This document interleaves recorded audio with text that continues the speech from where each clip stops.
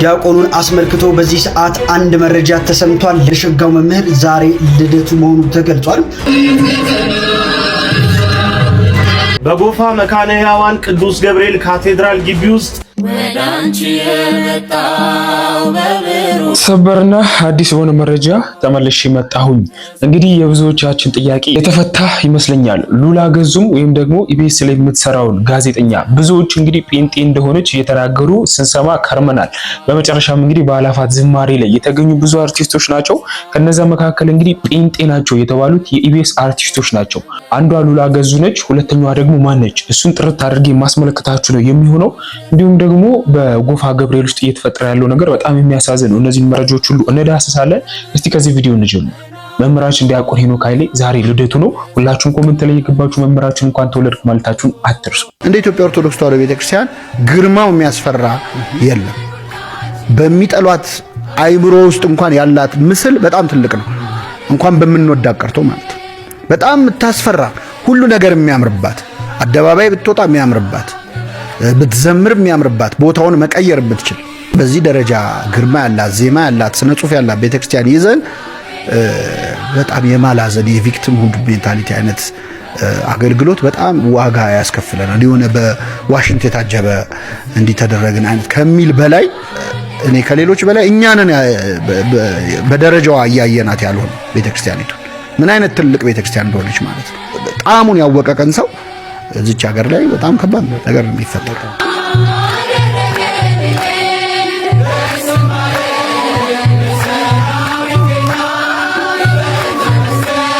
ዲያቆኑን አስመልክቶ በዚህ ሰዓት አንድ መረጃ ተሰምቷል። ልንገራችሁ። አመለሸጋው መምህር ዛሬ ልደቱ መሆኑ ተገልጿል። ሁላችሁም ታዲያ መልካም ልደት እያላችሁ እንግዲህ መልካም ምኞታችሁ ግለጹለት። በቃለ ወንጌሉ የብዙዎችን ልብ የሚያክም በጽሁፎቹ ዕውቀትን የሚያጋራና በክርስቲያናዊ ስነ ምግባር ለብዙዎች አርአያ የሆነው መምህራችን እንኳን ተወለድክ። ታዲያ በርካቶችም አገልግሎትህ ለሁላችንም ይተርፍ ዘንድ እግዚአብሔር እድሜህን ይባርክልን፣ በጤናና በብርታት ሆነ ቃለ ሕይወትን እንድታሰማን ምኞታችን ነው። በኑሮና በአገልግሎትህ ሰማያዊና እንዲሁም ደግሞ ምድራዊ በረከት አይለይ በማለት እጅግ በርካቶች መልካም ምኞታቸው እየገለጹለት ይገኛሉ። እናንተም እንግዲህ ለመምህራችን መልካም ምኞታችሁን ግለጹለት። እንግዲህ ዛሬ መምህራችን ዲያቆን ሄኖክ ኃይሌ ልደቱ ነው። ትዝ ካላችሁ ከዚህ በፊት በየዓመቱ የሚነገር ነገር አለና መምህራችን በእውነት ልዩ ክብር መስጠት ይገባናል ብዬ አምናለሁኝ። ምክንያቱም አንደኛ በትምህርቱ እንዲሁም ደግሞ አላፋትን በዚህ ደረጃ ልክ ከእግዚአብሔር ጋር ሆኖ በማዘጋጀቱና ለወጣቱ ማሰቡ ማለት በጣም ብዙዎችን እንኳን እንመለከታለን አይደለ? ትዝ ካላችሁ ከሁለት ዓመት በፊት ቅዱስ ሲኖዶስ ተከፍሎ ነበረ።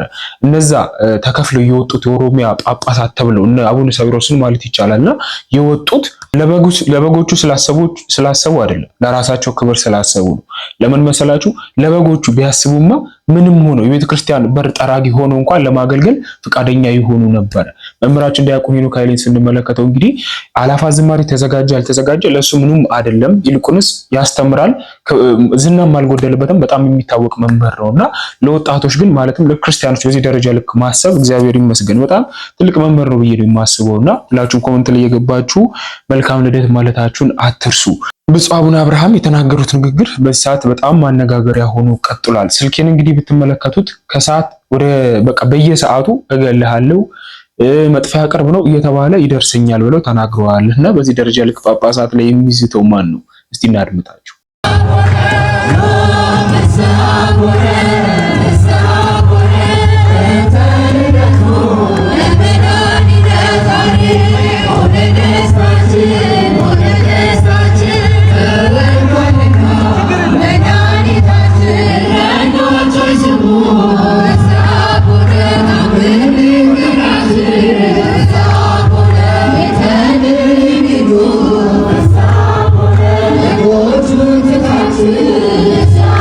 ለቤተ ክርስቲያን የቱ ይጠቅማል? መሞት ከሆነ እኔ ዝግጁ ነኝ። መቼው ነው እንደውም ባይሉትም ገዳይ ብዙ ነው። ያም እገልሃለሁ ሲለኝ ማን እንደሆነ ከየትኛው ጎራ እንደሆነ አላውቀውም። ቀን ደርሷል፣ በዚህ ሰሞን አስወግዳለሁ የሚለኝ ብዙ ነው በስልኬ ቢታይ እና እኔ ግን ይሄ ሊያስወግደኝ ነው እንዴ ብዬ ወይም ጫካ አልገባሁም ወይም ጣና አጠገቤ ስላለ ጣና አልገባሁም። እስከሚመጣ ድረስ እጠብቀዋለሁ። በመጣ ጊዜ በክብር አስተናግደዋለሁ። ለኔ ምንም አይደለም። የማላውቀው የመሞትበትን ቀን እንጂ መሞቴን ስለማውቅ ዝግጁም ስለሆንኩ እንኳን እኔ መነኩሴው ማንኛውም ክርስቲያን ሰው የተባለ ሁሉ ሞት አለብኝ ብሎ እያሰበ እንዲኖር ሰው ሆይ ዕለተ ሞትህን አስብ ነው። እንኳን እገልሃለሁ እየተባለ እንደው ነፃነት ተሰምቶት ኗሪ ነኝ ብሎ እንኳን ሁሉ አለኝ ብሎ እንኳን እንዳይቀናጣ ሞት አለብኝ ብሎ እንዲያስብ ነው። ስለዚህ የሚጠቅም አሟሟት ያንተ ሞት ቤተክርስቲያኒቱን ይጠቅማል። ያንተ መሞት ለቤተክርስቲያኒቱ እድገት ያመጣል። ያንተ መሞት ለክርስቲያኖች እንደው ክብር አለው የሚል ካለ በፈለገው ቦታ ላይ ነፃ ነኝ፣ እኔ ራሴን ለመስጠት ዝግጁ ነኝ። ግን ለምን አልሞትክም ሲል ወይም እገልሃለሁ ሲል አንድ ሰው እንደው ምክንያታዊ ቢሆን አትራፊ አስተማሪ ያለው ነገር ቢሆን ነው እንጂ እንደማስፈራሪያ እንደዛቻ እንደው ዝም ብሎ እንደ ጥላቻ የሚሰነዘሩትን እግዚአብሔር ሆይ ይቅር በላቸው፣ ማራቸው፣ ማስተዋልን ስጣቸው ነው። አንደኛ እግዚአብሔርን የሚያስደስቱ እየመሰላቸው እናንተን የሚገሉበት ሰዓት ይመጣል ነው። ከሆነም ያንን ብለን ከመተርጎም ውጭ ምንም ትርፍ የለውም። እንግዲህ የብፁዕ አቡነ አብርሃምን መልእክት እንደተመለከታችሁት ነው። ሰሞኑን በጣም ብዙዎችን ያስደነገጠ ነው። ትዝ ካላችሁ ብፁዕ አቡነ ኤርሚያስ ታስረዋል ተብሎ በሚዲያው ላይ በጣም ሲዘዋወር ሲነገር ነበር ከወራቶች በፊትና በነገራችን ላይ እንደዚህ በፌስቡክም በቲክቶክ በዩቲዩብ ሲነገር ዝም ብሎ የመጣ ወሬ አይደለም። ይልቁንስ ብሬኖች የሚባል ነገር አለ፣ የአእምሮ እጥበት ይናገሩትና ከሆነ ጊዜ በኋላ ያደርጉታል። ሰውም ስለሚለምደው ምንም አይመስሉም። ስለዚህ ብፁዓን አባቶቻችን ላይ የሚሰራው ነገር ቀስ እያለ የሚመጣ ነው እንጂ ባንድ የሆነ ነገር የሚደረግባቸው አይደለም። ግን ቀስ በቀስ እንድንለምደው ያደርጉንና የሆነ ነገር እንዲፈጠር ያደርጋሉ። በዚህ ደረጃ ላይ አባቶችን እስከ ማስፈራራት የደረስንበት ዘመን ነው። ምንም ቢሆን ብፁዓን አባቶቻችን እንግዲህ ስለ አርሲ ክርስቲያኖች ዝምታን መርጠዋል። በቃ ሰልፍ እንኳን መውጣት ሲገባል ከወረቀት ውጭ ምንም ያወራረጉት ነገር የለም። ምንም ቢሆን ግን አባቶቻችን ናቸው። በዚህ ደረጃ ልክ የሞት ማስፈራሪያ እየደረሰን ነው ብሎ ሲናገሩ ያሳዝናል። ምክንያቱም እኛ ነን ያለናቸውና ብቻ ከአባቶቻችን ራስ ላይ ብትወርዱ በጣም መልካም ነው። በጎፋ ገብርኤል ውስጥ ምንድን ነው የተፈጠረው? እስቲ ወንድማችን እናድምጠው።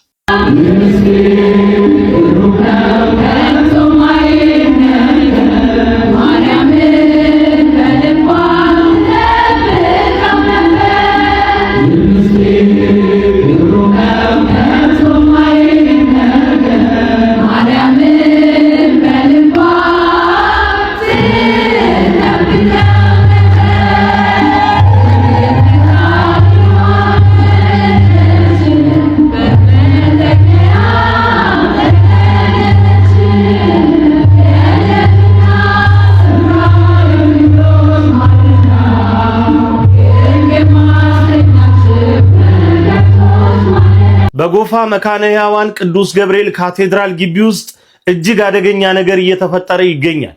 መቼም በወንጌል አገልግሎት ላይ የሆነች ነገር ካጋጠመ ከዛ በላይ ምንም አይነት ችግር አለ ብዬ አላስብም። በወንጌል አገልግሎት ላይ ከባድ ፈተና የሆኑት የካቴድራሉ አስተዳዳሪ መላከ ፀሐይ ቆሞስ አባ ኃይለ ኢየሱስ ተመስገን እርሶን ይመለከታል። ቢሮ እስኪታሸግ ድረስ ያደረሱትን ጉዳይ እያወቁ ነገር ግን የተለያዩ የጉልበት አማራጮችን በገንዘብ በመጠቀም የደብሩንና እንዲሁም የሰንበት ትምህርት ቤቱን ከምንም በላይ ደግሞ በተልእኮ ትምህርት እጅግ በጣም ያሸበረቀችውን ራዕየ ቴዎፍሎስ ሰንበት ትምህርት ቤት ሲያምሱ እየተመለከትን እንገኛለን። ስለዚህ ነገ ማንም በኔ እንዳይፈርድ ይህንን ነገር ለማስታወሻ ላኑርሎ በምንም አይነት ሁኔታ እነ ቀሲስ ዮናስን የመሳሰሉ አባቶችና እንዲሁም የደብሩ ልዩ ልዩ ጤናማ የሆኑ አካላትን ካሳሰሩ እኔ ለዚህ መረጃ አልጠየቅም። ጨው ለራስ ስትል ጣፍጥ ነውና ራሶትን ዝቅ አድርገው በቀኖና ቤተክርስቲያን ጉዳዮት እንዲታይ እድል እንዲፈጥሩ እላለሁ። በምንም አይነት ሁኔታ ተከትሎ ለሚሆነው ነገር እኔ ኃላፊነት አልወስድም።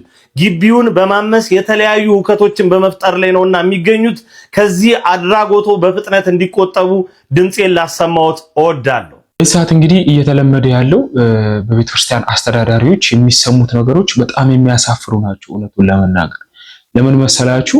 እረኛ ተብለው ለአንድ ቤተክርስቲያን ለሰንበት ተማሪዎች ለዛ አካባቢ ለሚኖሩ ምዕመናን አባት አድርገው ተሹሞ የሚሰሩት ነገር በጣም የሚያሳፍር ነው።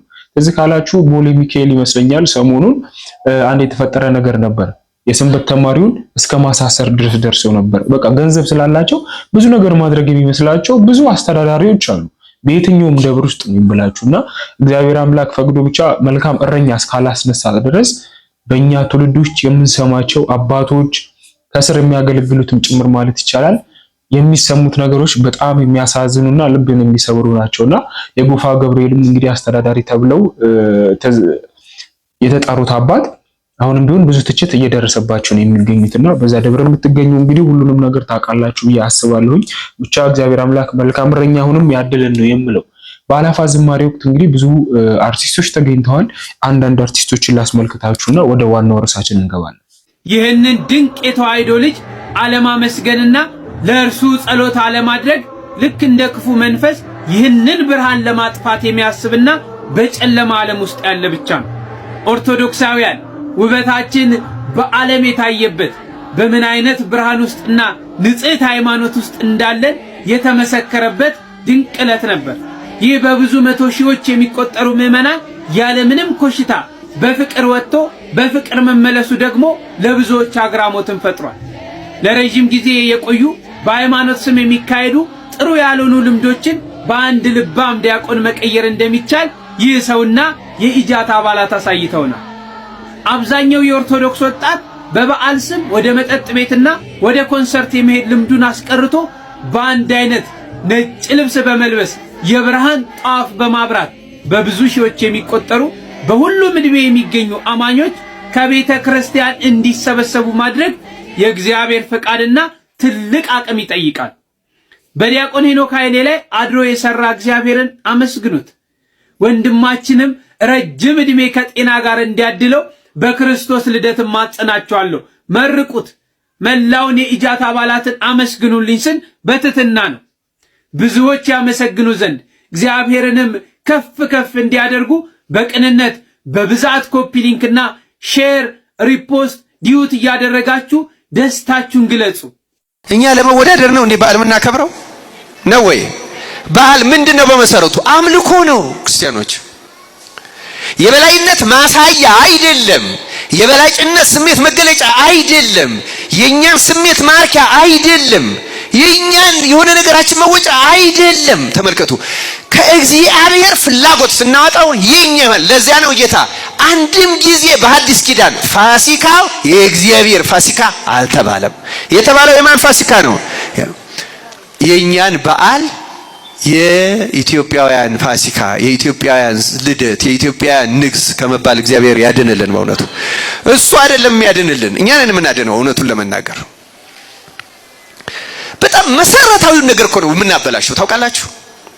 መሰረታዊውን ነገር ከእግዚአብሔር ጋር የሚያገናኝን ነገር በዓላት የተለዩ ከሆኑ በተለየው ዕለት የተለየ የተቀደሰ በዓል መሆን ሲገባው የበዓል ዕለት የተለየ ርኩሰት እንኳን ባንፈጽምበት የቀረበ የግል ፍላጎታችን ይፈጸምበታል። በአሁኑ ጊዜ በኢትዮጵያ ምናልባትም በኤርትራን ጨምሮ እንዳለው የበዓላት የአምልኮ ብልሽት የትም ያለ አይመስለኝም። እውነት ለመናገር ከባድ ችግር ውስጥ ነው ያለ ነው። እያደግን የሚመስለው ሰው አለ፣ እየተሻሻለ እያማረ የሚመስለው ሰው አለ።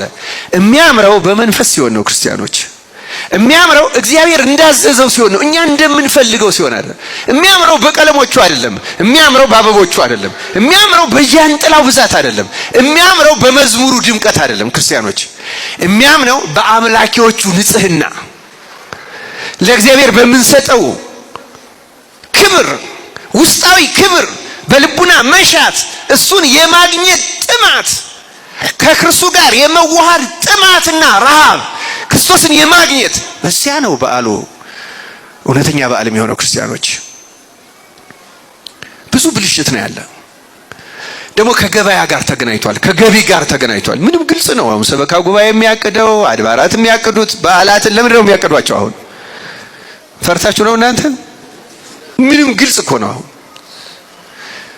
ሰዎች የሚያስፈልገውን ገንዘብ መስጠት የለባቸውም እያልኩ መስጠት አለ፣ ግን ተምረውና አውቀው ነው መስጠት ያለባቸው። እናንተም በስሜትና በሆታ በድምቀት እንደዛ አይደለም መሆን ያለበት እኮ። አምልኮ አይደል እንዴ? ገንዘብ አንዱ እግዚአብሔርን የምናመልክበት ነው። በትክክል በገንዘባችን ለእግዚአብሔር ቤት የሚያስፈልገውን ማድረግ አለብን። ይህ የታወቀ ነገር ነው። ግን በእንዲህ መልክ ነው ወይ ምን ሄደው? ስንቱን ነው የምናበላሸው? ስንቱን ነው የምናጣምመው? ስንቱን ነው በእግዚአብሔር ስሙን የምናጠፋው? ለምን የኛ እናደርገዋለን? ፋሲካው የእግዚአብሔር መሆን ወጥቶ የአይሁድ እንደሆነው አሁንም የኛ የእግዚአብሔር የቤተክርስቲያን መሆን ቀርቶ የሆኑ አካላት ሆነዋል። እውነት ለመናገር የሆነ ፍላጎት ነው የሚጠበቅበት አሁን ያለው አምልኮ ክርስቲያኖች። እግዚአብሔር አምላክ ለሁላችን ማስተዋሉን ያድለን። እስቲ ተመልከቱ፣ ሲሰጥ ምን ተብሎ እንደተሰጠ አንብቤላችኋለሁ። በኋላ ሰዎቹ ሲበላሹ ደግሞ ምን ተብሎ እንደተገለጹ እነዚህ በኋላት ጥቂት ጥቅሶችን ደግሞ ልጨምራችሁ እና መልእክታችን እያጠቃለልን እንሄዳለን። እንዲህ ይላል። ለምሳሌ ትንቢተ ኢሳይያስ ምዕራፍ 1 ቁጥር 13 ጀምሮ ተመልከቱ። ዕጣኑ ይበላሻል አይበላሽም እኮ ዕጣኑ ያው ነው። ሰዎቹ ግን ይለወጣሉ አይለወጡም? ዋናው ሰዎቹ ነን። እንዲህ ይላል፣ ምናምንቴውን ቁርባን ጨምራችሁ አታምጡ፣ ዕጣን በእኔ ዘንድ አጸያፊ ነው። አያችሁ ምን እንደሚል? ዕጣን ከላይ ምንድነው ያለ? የቅዱሳን ቅዱስ ይሁንላችሁ አለን አይደለም እንዴ? አሁን ደግሞ ሰዎቹን ሲጠላቸው የሚያቀርቡትን ነገር ሲጸየፈው ዕጣን በእኔ ዘንድ ምንድነው አለ? አጸያፊ ነው። በጣም ይገርማል። እንዲህ ይላል፣ መባቻችሁንና ሰንበታችሁን በጉባኤ መሰብሰባችሁን አልወድም ይላል። እላይ ለዛ ነው እያሰመርኩ ያነበብኩላችሁ። እላይ ሰንበታችሁን ያለው ከላይ ሳነብላችሁ መጀመሪያ ሲሰጥ ሰንበታቶቼ አይደለም ያለው? በዓላቶቻችሁን ብሏል አላለም? ምንድነው ያለው? በዓላቶቼ። አሁን ሰዎቹን ሲጸየፋቸው ምን አለ? ሰንበታችሁን። አሁን አያችሁ በዓሉን የራሳቸው ፍላጎት መፈጸሚያ ያደረጉት። አከባበሩ የሰዎችን ፍላጎት ማርኪያ ሲሆን እግዚአብሔር በዓላታችሁ፣ ሰንበታችሁ፣ መባቻችሁ ሁሉንም አጸየፈዋለሁ። በጣም ይገርማል። እንደሱ ብቻ አይደለም የሚለው እንዲያውም የተቀደሰውንም ጉባኤ አልታገስም። አያችሁ የተቀደሰ ጉባኤ ይሁንላችሁ ያለው እሱ ነው። ተሰብሰቡ ያለው እሱ ነው። በአንድነት አክብሩ ያለው ነው። ግን አልታገሰውም። ለምን? እግዚአብሔርን በሚያስደስተው መንገድ እየተፈጸመ አይደለም። ሰዎች ራሳቸውን በሚያስደስታቸው መንገድ ነው እየፈጸሙት ያለው።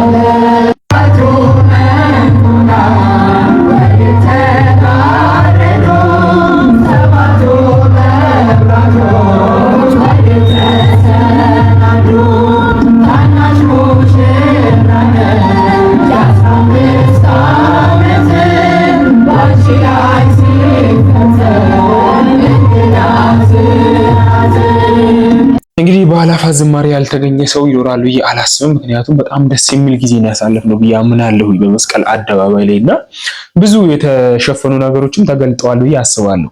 ሉላ ገዙን እንግዲህ በየትኛውም እስካሁን እኔ በተመለከትኩት ሶሻል ሚዲያ ላይ ጴንጤ እንደሆነች ነው የምመለከተው። እሷ ብቻ አይደለችም፣ አብራት ኢቢኤስ ላይ የምትሰራው እንግዲህ ከዮናስ ጋር ስሟን ባላቆም እሷም ፕሮቴስታንት እንደሆነች ነው ብዙ ጊዜ መረጃ የምሰማውና በእውነት አላፋት ዝማሬ ግን የሉላ ገዙን ቪዲዮ ቀጥ ያስመለከታችኋለሁ። ሳያት በጣም ነው የተገረምኩት። ምክንያቱም ከዚህ በፊት ሲወራው የነበረው ፕሮቴስታንት ነች እየተባለ ሲወራ የነበረው ነገር ውሸት እንደነበረ ነው የተረዳሁት። አንዳንዶች እንግዲህ ሃይማኖታቸውን ፕራይቬት ያደርጉታል። በቃ ሰው እንዳያውቅባቸው ስራቸውን ብቻ ሰርተው የሚገቡ ብዙዎች ናቸውና ከዛ መካከል ሉላ ገዙ እንደሆነች ተረድቻለሁ። ለማንኛውም ሲዘዋወር የነበረውን አንዱ ቪዲዮ ላስመልከታችሁ።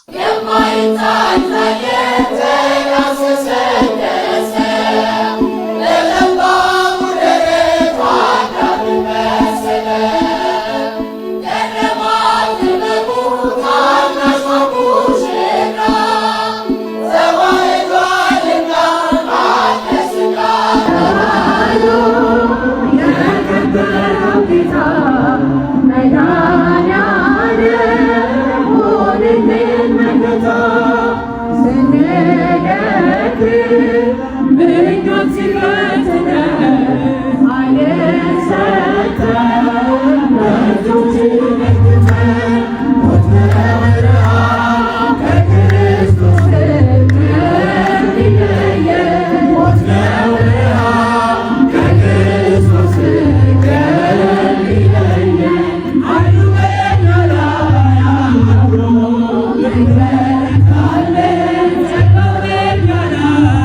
እንግዲህ በመጨረሻም ቪዲዮን እንደተመለከታችሁት ነው የብዙዎቻችሁ ጥያቄ ተፈቷል ብዬ አምናለሁ። ሁለቱ አርቲስቶች ወይም ደግሞ አንዷ ጋዜጠኛ ነች እምነታቸው ኦርቶዶክስ እንደሆነ ትልቅ ነገር አይደለም። ነገር ግን የብዙዎቻችን ጥያቄ ስለነበረ እንዲፈታላችሁ ይሄንን መረጃ ያቀረብኩትና በአላፋት ዝማሬ ወቅት በነገራችን ላይ ኦርቶዶክሳውያን ብቻ አይደለም የተገኙት፣ አንዳንድ ፕሮቴስታንት ወንድሞቻችንም ተገኝተዋል። እነዚህ ፕሮቴስታንቶች ልባቸው በጣም ክፍት ነው። በቃ ከጓደኞቻቸው ጋር መተው እኔ አንድ ፕሮቴስታንት ጓደኛ አለኝ። ለጥምቀት አብረን የምንወጣው በቃ አብሮን ይዘምራል ምን ይላል ሁሉን ነገር የምናደርገውና አንዳንድ ፕሮቴስታንቶች በቃ ልባቸው ክፍት ነው፣ የዋህ ናቸው። ገብቷቸዋል አይደል? ከሰው ጋር እንዴት መኖር እንዳለባቸው የሰው ሃይማኖት አክብረው የራሳቸውን ጠብቀው እንዴት መኖር እንደሚገባቸው ብዙዎች አሉ። በአሁን ዘመን ያሉት ግን 90% ማለት ይቻላል ሃይማኖት ከመሳደብ ውጪ በንቀት ከማየት ውጪ በቃ ምንም ነገር አትመለከቱባቸው። ይሄ ደግሞ በጣም የሚያሳፍር ነውና አንዳንዶች ደግሞ ልባቸው የተከፈተ አላፋት ዝማሬ ለመጣ አብሮ ሲዘምሩ የነበሩ አሉ። ደግሞ በዚሁ ልባቸው ቢጠይቁ ብዙ መልሶችን ያገኛሉ አስባለሁና እግዚአብሔር አምላክ እነዚህን ወንድሞቻችንን ስለሰጠን ይመስገን። ለማንኛውም የሁለቱ አርቲስቶች ብዙ አከራካሪ የነበረው የሃይማኖት ዝግብ ነበረ፣ በመጨረሻም ግልጽ ሆኖላቸዋል አስባለሁ። ኦርቶዶክሳዊት ቤተክርስቲያን ውስጥ ያደጉ እንደሆነ መረጃዎች ወጥተዋል። ለማንኛውም ለዛሬ ያዘጋጀሁላችሁ መረጃ ይመስላል። ብዙ ነገር እንዳገኛችሁ ተስፋ አደርጋለሁ። ቀጣይ በአዲስ ቪዲዮ እስካገኛችሁ ቸር እንቆይ። የሰው ልጆች ደስታ